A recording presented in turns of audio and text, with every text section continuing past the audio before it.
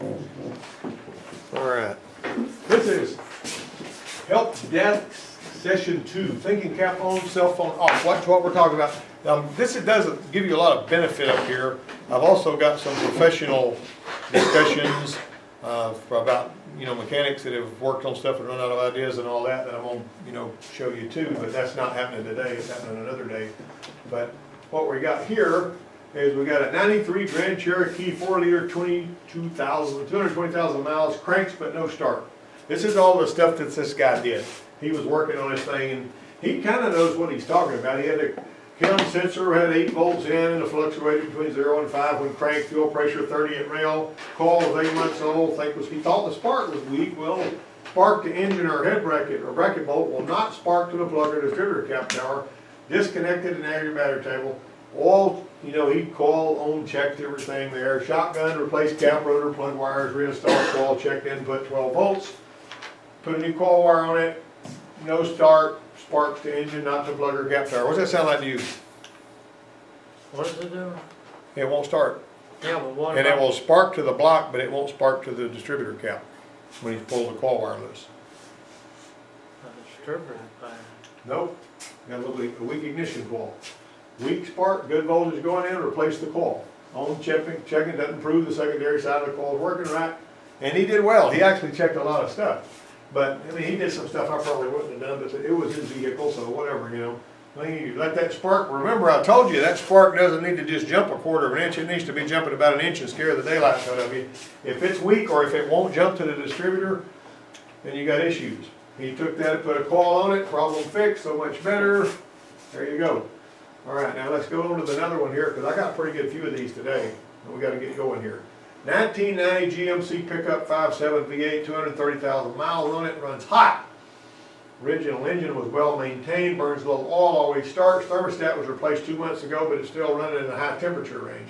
Runs about 210 when 75 or less, but about 220 when 80 degrees outside. All right, when driven 75 to 80 miles an hour, it's going up above 235. You turn off the AC and it lowers a little bit. And he was going over the 235 degree mark when he was driving slowly or idling. AC was on, but going 220 when he was driving 55.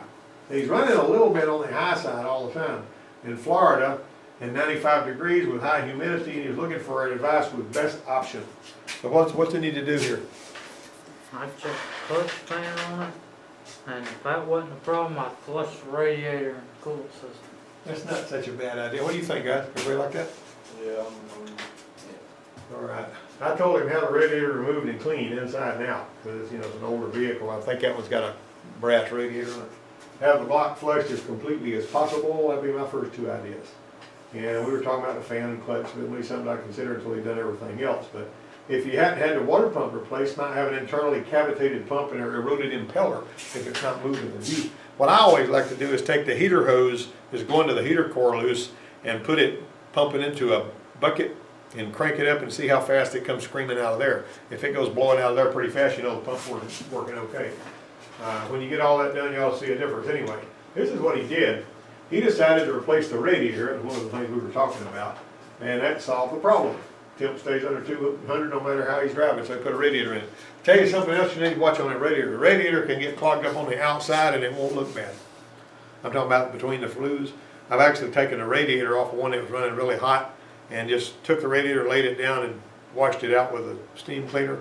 Don't hit it hard with that pressure washer, you'll cause issues, but wash it out really good, put it back on there. It's really amazing what a difference it can make. Also, remember I told you, those dog fennels and that fuzzy stuff off of them field plants can go through the AC condenser and clog the radiator, and you won't be able to see the radiator's clogged until you take the radiator loose and tilt it back and look down in there.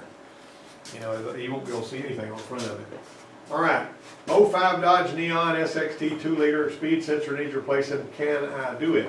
Her and her boyfriend, she said my input-output sensor is bad. Been having issues with the speed for a while. Got a diagnostic test at AMCO and they gave her a printout stating that's the problem. And they wanted $300 to fix it. Figured if they can do it, I can get some of my friends who are mechanics to fix it too. So how do we go about doing it? All right, so I gave her this picture. They're right there.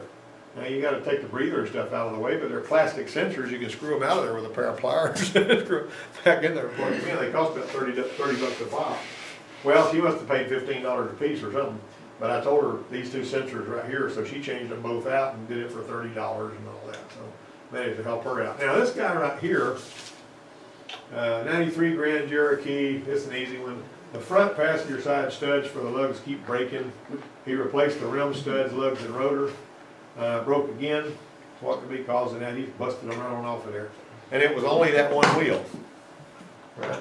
Maybe it never took the other ones off. I said, they should be torqued to 100 foot-pounds, no more. How many times has this happened and how long is it between incidents? And he said he got it about a month ago. About a week after he got it, was the first time they broke it. He took it to the shop and had it fixed.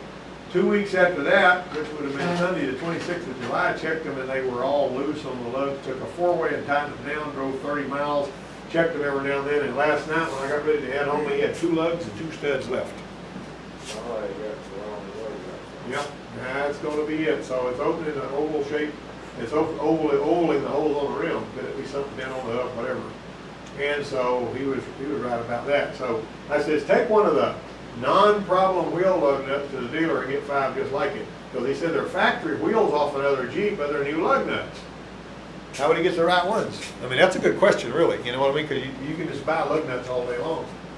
All right, but see this right here? If it's a tapered seat rather than a curved seat, you can't swap them 2 lug nuts out. If you're putting straight ones where a curved seat is, or curved ones where a straight seat is, you're gonna have issues with that.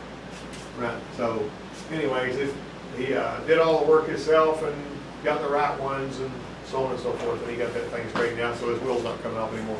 First time I saw that, or first time I knew about it, there was a guy named Mike Griffin that I knew. He's just passed away now. He had a 71 Chevrolet Chevelle that he bought brand new, blue and white racing stripes on it, and he had chrome wheels put on it. And every time he turned around, one of the wheels was running off of it. And he had the wrong lug nuts, is what his problem was, because it was aftermarket wheels. So if you got aftermarket wheels, they're kind of loose, don't think about that.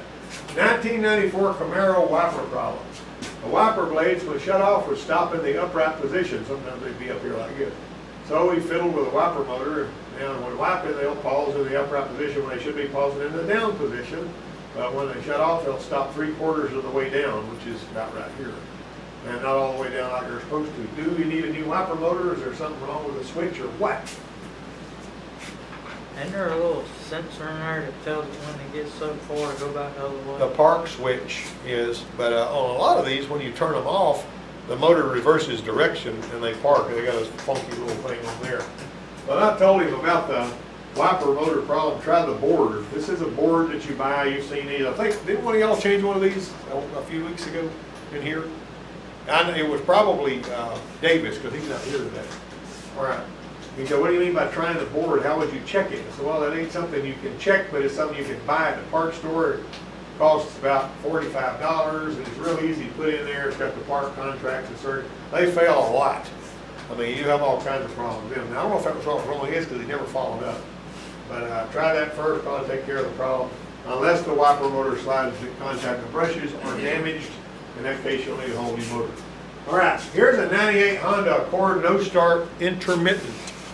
Pay close attention to this one, because you're probably sooner or later going to hear about one of these or see one of these. 98 Honda Accord 6-cylinder has intermittent starting problems.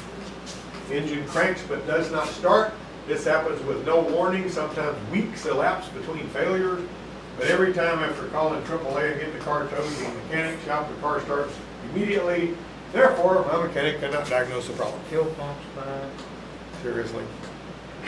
So, I'm dead serious, like the ground could be bad. sir?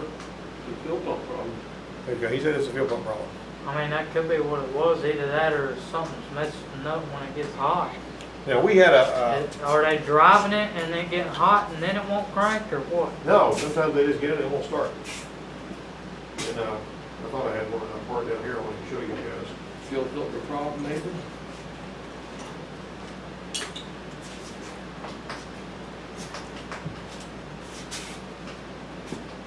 That's what it is. Ain't nobody even knows what that is. Care to elaborate? No, but you're going to. But I want you to be able to see it in my hand, because the picture I got to show you up there ain't very good. All right. I've seen that more than 1 or 2 times. I had one in here that I caught in the act of doing this. And that thing basically has got the what do we call the EEC power relay, but the fuel, ECM relay, and it's also got the fuel pump relay are built in it together. It's got 8 terminals. And so I actually caught this darn thing not putting power out. You know what, why I was saying no to fuel pump, because when they picked it up on a record, Yeah. it shake it around a little bit. Well, that's, yeah, I've seen all kinds of them do stuff like that when they bring it on the record. This right here, Silver Bullet, fixed every one of these I've seen with that problem, seen more than one. Replace this $50 relay, yours might be in a slightly different mounting configuration. There it is up under there. And it's always under the dash on the left side, the Honda part number is that for the 99 model. And this is what it does. See them 2 relays that are built in there? And it's got several fuses feeding it and all that. And he says, worked as you said it would. He put it on there and never had any more trouble. That was his follow-up on that. But I had seen that on them Hondas before. That one relay right there will sometimes fail to start the car. On that particular car, sometimes you can come up with a Silver Bullet. All right, 95 Camry 4-cylinder automatic, right? When I approach a red light, I apply pressure to the brake, see how you spell brake, to stop the car, but lately it's doing this. After hitting the brake, I continue to apply pressure to keep the car from moving. But once the car stops, I can feel and see my foot moving deeper another inch. While this happens, the car starts to move. Then it stops immediately within a second or less. He's probably jerking his foot off a brake pedal, putting it on there again. So what's wrong with that? Anybody know? It's got a bad master cylinder or a big Brakes brake. are just bleeding the brakes, air in the line. No, you ain't got that. Whenever you got a good hard pedal on the top and it falls from under your foot, that's brake pedal fade. And you can also have a different kind of brake fade that they talk about, like when the pads get hot and they get to where they won't stop the car. But when that pedal falls from under your foot, that's a master cylinder every time I've ever seen it. I have heard of people saying anti-lock brake valves called and stuff like that. But this particular one, I said the proper spelling is brake. Okay, it was the Jonathan's syndrome, right? All right, you have that master cylinder, let me know what happened. So he did it. This guy wasn't no dummy. He took the master cylinder off, pulled it apart, found out what was wrong with it, wanted to get a kit and rebuild it, but he couldn't get it. Anyway, he took care of that. All right, 99 Dodge Ram 5.2. 99 Dodge Ram with 59,000 miles on it, automatic with a 5.2. Been sitting for over a year, started up, ran fine, drove it 2 miles, the engine started to lose power and then it quit. Put in fresh gas, started, but it was running poorly and then quit. Checked for spark, didn't find any. Had it towed home, added more fuel, charged the battery, and crank over, but wouldn't start. Scan it, found a fault code for the crank position sensor. Replaced the crank sensor, but it still wouldn't start. Okay, checked it a day later. Ran really rough. Warmed up, ran okay. The next day, same problem, no start. Items replaced. Call, IEC, distributor sensor, crank sensor, cap, rotor, wires, plugs. Check the connections at the PCM, fuse box connectors. He said, total loss, it'll start one day and run fine, the next day, nothing. No, one day it will not start. I get one plug to fire, the other 7 are dead. On the days it won't start, when he's checking the spark, only one of the spark plugs is getting spark. On the other days, they're all getting spark. Talk to me. Somebody tell me. All, This is an intermittent problem. everything else is okay, that you just checked it there? Well, he did all of this. I mean, this is all you got the same information I had. You know what I mean? Well, I can't read it. He would put a coil, aisle air control, distributor sensor, which would be the cam sensor, crank sensor, cap, rotor, wires, and plugs. Checked all his connections. Didn't know what to do. Is there maybe a relay that's going bad? Cam sensor alignment's got to be set, but that wouldn't explain why it doesn't run well cold. Got data stream? Yeah, the Snap-on scanner, he borrowed one of those, has capabilities. Thanks for replying so soon. I used a Snap-on scanner, and when it wouldn't start, I'd get a no crankshaft position. However, I have the truck start days after I gave the scanner back, and it would run smooth, start off ratty and then smooth out. Other times it'd crank and fire on one plug. Thanks for your help. This one has me stumped. My ego is on the line with my youngest son, who thinks I can fix anything, okay? So, I said, that's crank sensor related. When you replace the crank sensor, it should have had a cardboard spacer on the end of it. Not there. You're supposed to shove the crank sensor with its spacer into contact with the flywheel pulse ring, slotted ear on the crank sensor, torque the sensor. First time you spin it over, the spacer swept away, and that sets the gap. Crank sensor is too close to the ring, it won't run right. If it's too far to the pulse ring, it won't run right. It's peculiar. And BWD sells those spacers, part number CS919. Sensor spacing is, I imagine, your problem. There's a little paper spacer.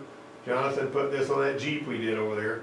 Crankshaft position said, there's your adjustment hole. See, it's up there. First time I saw that, I felt like close enough was good enough. What was I in for a surprise? He said he bought an aftermarket sensor and it didn't have the spacer, so he put it in. His thought was the sensor mounted into the block so the clearance would be pre-sweat.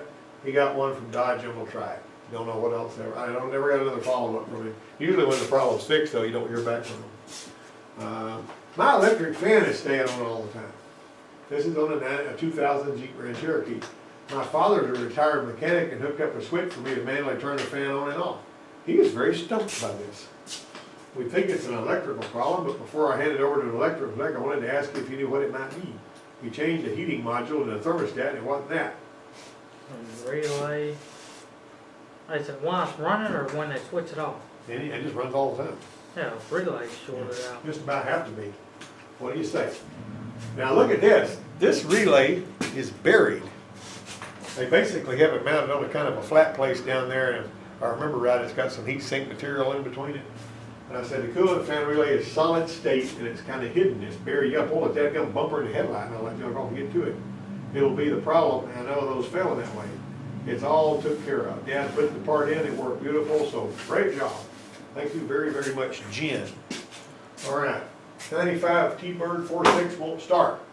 It was started stuttering, lost all power and died. The fuel pump was not putting out enough pressure, so we put one of them on there and it wouldn't run.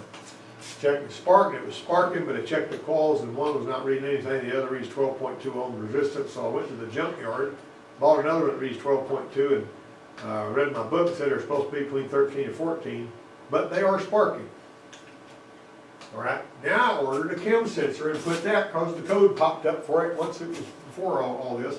Now my car still won't start, the plugs are wet, and it smells like gas. When I crank it, I put new plugs and wires in, replaced the crank sensor, the fire order is correct. I think it's a spark problem because I tried starting fluid and it didn't change anything.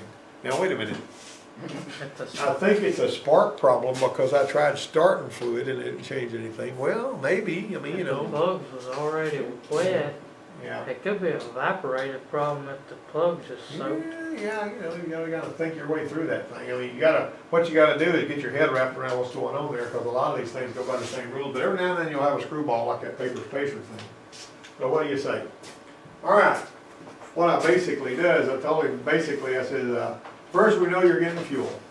You check the pressure. We know you have fuel injection, injectors are clicking, and your spark plugs are wet. You know, we put that together. Spark plugs wouldn't be wet if his injectors weren't clicking, right? If he wasn't getting fuel, he wouldn't have wet spark plugs, would he? Unless he got an evaporator problem and the heat slipping. Well, that's gonna be difficult for it to happen if the car won't even start.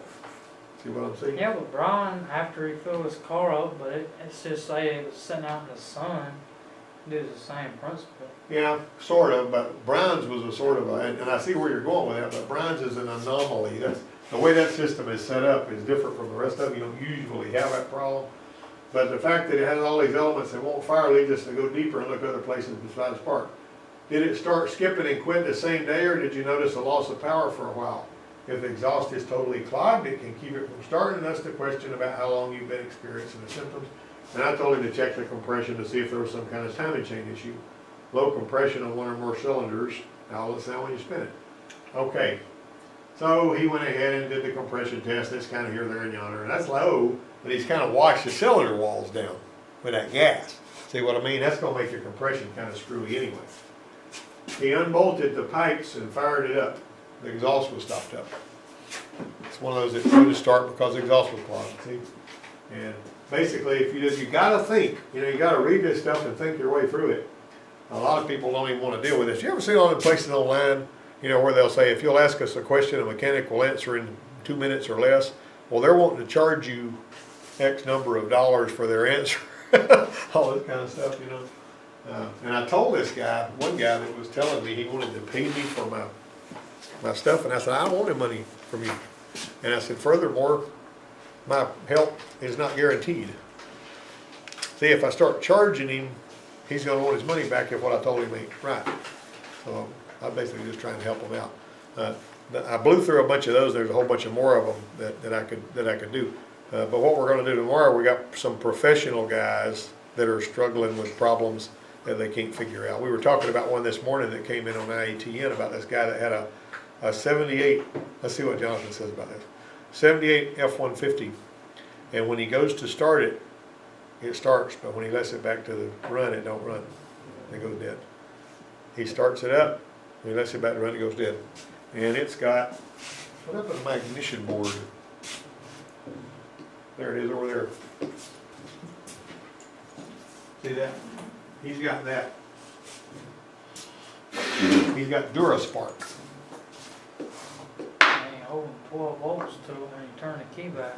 Well, it's got, what I was telling him, it's got two wires going to that thing, that one of them start and one run. If it'll run on the start side, but it won't run on the run side, that module's bad. Or ignition switch bad. Well, technically, we need to already replace that.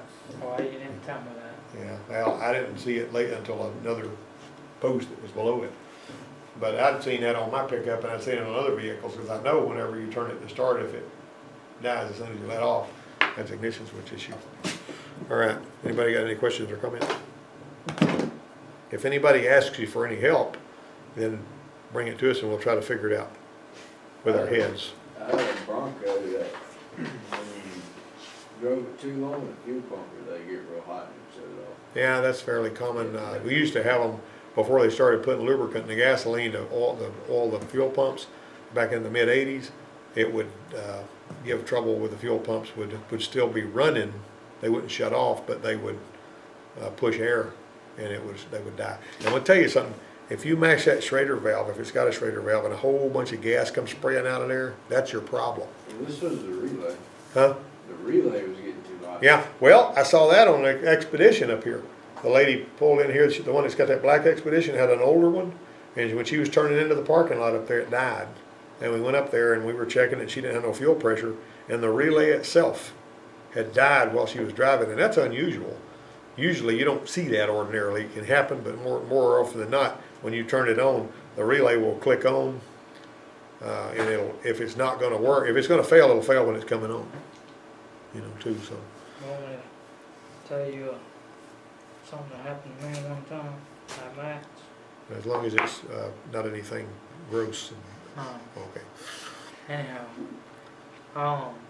changed the fuel pump on the F-150. I put new filters on it and everything. And I rode the truck around, did fine. It come in there for a long start and it had low fuel pressure. Well, I took and drove it around and everything. They said it would do it after it set a few hours. I let it set like 5 hours, went out there, crunk it up, drove it around again, come back, let it set another little while, crunk it up again, made sure I had it fixed. Well, the people come pick it up. They had the same, they said it worked fine for a couple of days and then it had the same problem again. Mm-hmm. They brought it back up there. Well,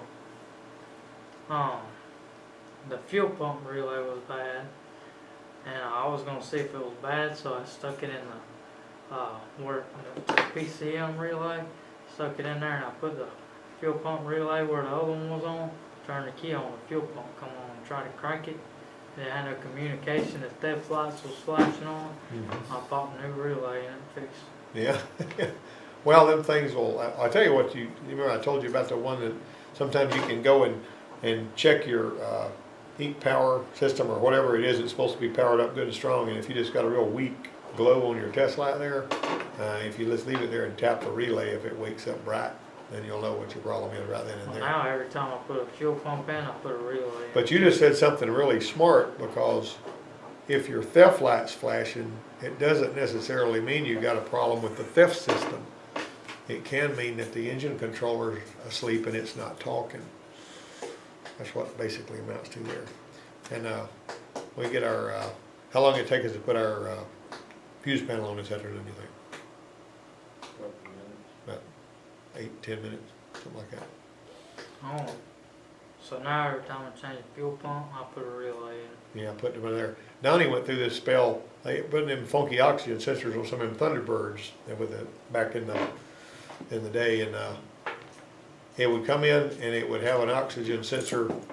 We always want to fix everything surgically, you know, and it'd have an oxygen sensor, it would be flatlining. And he would change that one oxygen sensor and get it awake, you know.